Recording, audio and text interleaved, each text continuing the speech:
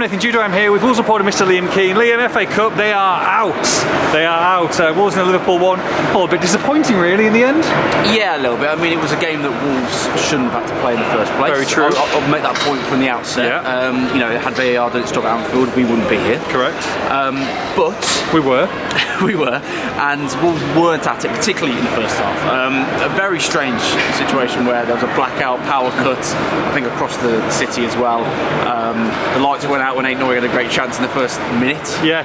Was probably one of the best chances of the match. Yeah, ironically. Very bizarre. We then have a problem for about 20 minutes where we can't get the Wi-Fi, etc. So that was great fun. And BBC have a problem in the studio prior to the game. Yes, they did. And frankly, Wolves were all at sea after a couple of early chances. That Ain't Noy one that we mentioned, a couple of early crosses, Jimenez header. After that, Liverpool, who were very weakened tonight. Yeah, 8 changes. Were all over Wolves. And it's a little bit concerning because once Wolves fell out of their rhythm and the momentum had gone and Liverpool had their tails up, and of course they get the goal in the 13th minute where Sarr should really do a lot better. All of that combined resulted in Wolves being very flat in the first half, and to be honest, all over the place defensively. And they were fortunate not to go more than 1-0 down. They were slightly better in the second half, I thought.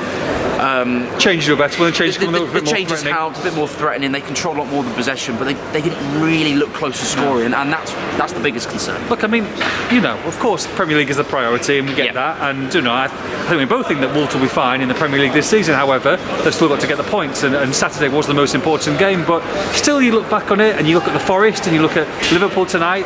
They've gone out 2 cups in 6 days, I guess, and look at.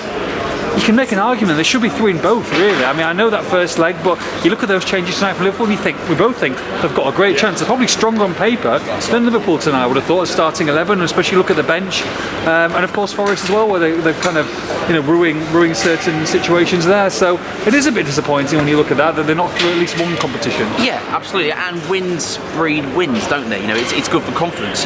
You want to win games of football. You can see the way Lopetegui's getting animated on the touchline, the changes he made in the game. They wanted to win that game, but they have to be careful with the size of the squad and the changes they're going to make to benefit really for the Premier League, which of course is going to be the bread and butter this season. But Wolves want to win these games, of course they do. They go out with that as the target, and it's disappointing because I agree that Wolves really could have won both of these games, and they could have been in a lot healthier position for maybe look back on the season as some sort of success. But now the only success for Wolves and the only target is Premier League survival. Yeah, absolutely. Look, I thought there were some disappointing performances out there tonight. I think Adama Traore will be very disappointed as a senior member of the squad, with some of his touches. But it reminds us what to the youngsters who have done fantastic. But if you're not performing, you're going to get hauled off. And we've talked about Joe Hodge, who plays Joe Hodge, Lembekistu as well. But if it wasn't happening, then they're going to go. And I think that's something that Lopetegui will be. He will be ruthless when he needs to be. Yeah, absolutely. 2 very good players, 2 players I rate very highly. Weren't at it in that first half, came off for half time. And that proves again the point that Julian Lopetegui wants to win these kind of games. It doesn't matter what game it can be. I think he could be playing chess against one of his backroom staff. He's going to want to win. Yeah, that's the kind of person he is. So, they'll be fine. I mean, they're 2 young players who I think have got a lot of promise. Yeah. I don't think it will affect them at all. But it was the right decision. Yeah. Look, Man City on Sunday. That, of course, is the most important. Look, Wolves could play a hell of a lot better on Sunday, and probably the best performance they could still end up getting beat, because you don't know what Man City are going to produce. Still, City aren't playing at their top powers at the moment, and there is a chance there. And when you look at the likes of Cunha and Podence coming on, and you're going to have a few more people. As Max Kilman's going to come back in, Semedo coming at half time, Nunes. These are the kind of players that they're going to have to put in a big shift in, aren't they, if they are going to get something? Absolutely. Semedo I thought was actually quite good when he came on at half time. Nunes also came on at half time, dictated the play to an extent, I thought, in that second half. Cunha had a couple of chances. Podence a little bit quiet, but look, they're all key players massively, and they're all going to come in. You expect them all to start at City in what is one of the hardest games you can have in world football, let alone in this division. So look, if Wolves want to get anything from that game and Liverpool, they might need, they're going to need a top performance, but they might need a little bit of luck, perhaps a little bit of officiating favour after what has been an interesting last few weeks. That would be nice. And to be honest, Andre Marino tonight was pretty poor. Not that I thought Wolves would have won had he not been poor, but look, the standard is very, very shoddy, isn't it? And Wolves might need a little bit of that luck in their favour against a very, very dangerous City side. Yeah, look, I mean, Everton have gone there, got the points, so you never know. Yeah, exactly. I guess from a disappointing situation today is that no one's knocking the door down on Lopetegui saying I should be starting on Sunday with that performance. Ryan Aït-Nouri aside, who I thought was probably the best of the bunch, but apart from that, I think that's the disappointment really.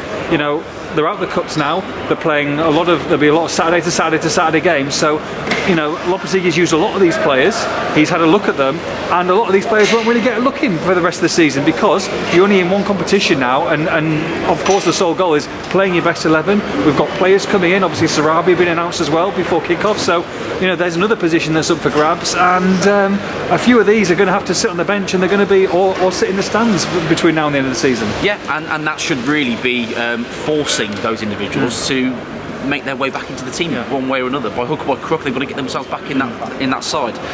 One of them players, I think, being Jimenez, who did okay at times tonight. Not his best, but I thought he did okay. A few good touches, held the ball well, a little bit isolated at times. Him and Cunha played together, but only very briefly before he came off. I'd like to see that possibly from the start. I don't expect to see that from the start at City, but at some point in the future, I think Jimenez is ready to start a game. Cunha has been starting. I think it's a possibility for them to play together. Cunha just off him, and potentially there's some success there. The lights have gone out on Wolves' FA Cup campaign. Wolves 0, Liverpool 1. For all the post-match reaction, make sure you log on to expressthestar.com.